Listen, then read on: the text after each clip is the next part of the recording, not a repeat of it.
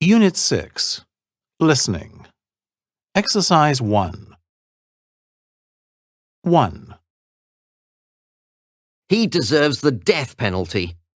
That's a bit harsh, isn't it? 2, I'm sure he's been arrested. 3, He must have been at least 1.8 meters tall. 4, Thanks for reassuring me. 5, I have my doubts about her innocence. 6, I think his coat was black, but I couldn't swear to it. Unit 6. Listening. Unit 6. Listening. Exercise 1. 1, He deserves the death penalty. That's a bit harsh, isn't it? 2, I'm sure he's been arrested. 3, He must have been at least 1.8 meters tall. 4, Thanks for reassuring me. 5, I have my doubts about her innocence. 6, I think his coat was black, but I couldn't swear to it. Unit 6. Listening. Exercise 3. 1. You hear a police officer talking. I've been in the police force for 30 years. And of course I've seen some big changes in that time. There have always been risks in the job, and nowadays there are definitely more people carrying guns and knives than in the past. But we're better protected too, with special clothing and equipment, so I generally feel pretty safe. Computers have completely changed our job though.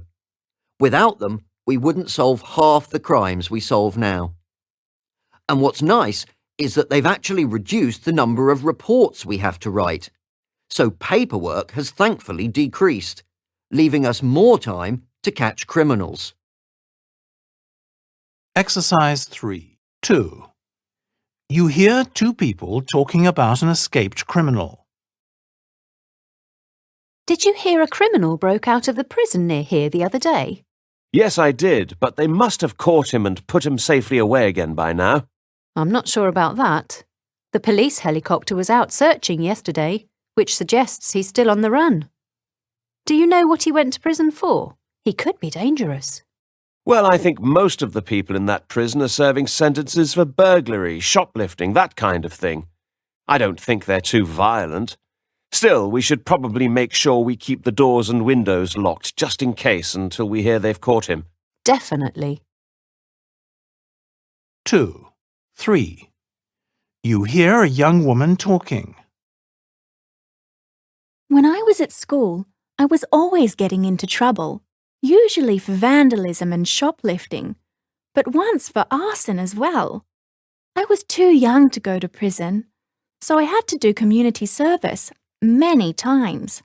I know I was difficult to put up with, and I'm not surprised nobody believed anything I said or trusted me with anything.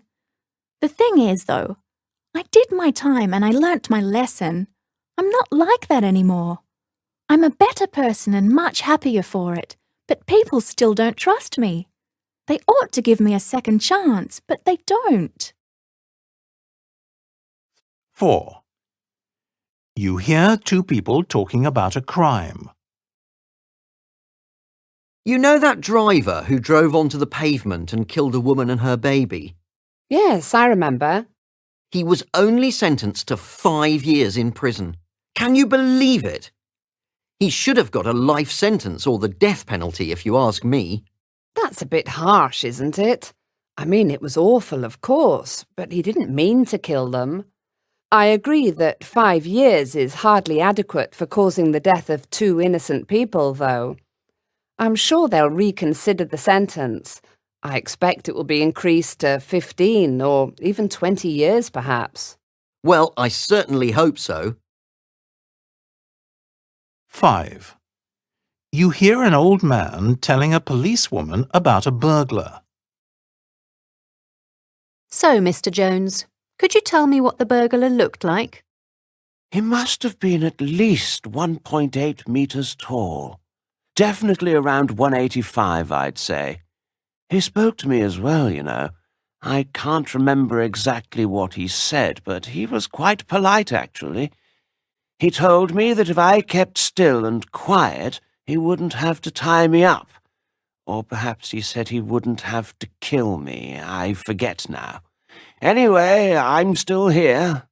Did he have any particular accent? I think he was from Liverpool, but I may be wrong about that. Perhaps he was from the northwest, but I couldn't swear to it.